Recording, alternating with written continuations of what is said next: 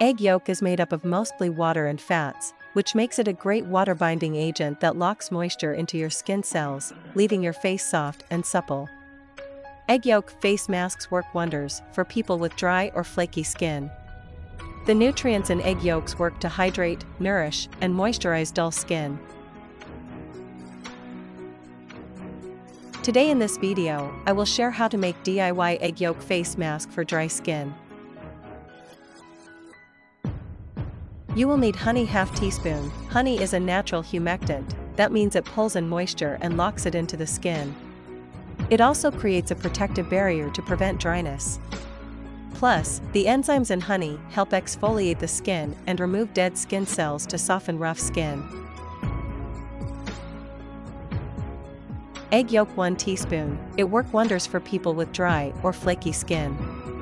The nutrients in egg yolks work to hydrate, nourish, and moisturize dull skin. Dry milk powder 1 teaspoon. It is a rich source of lactic acid and acts as a natural cleanser.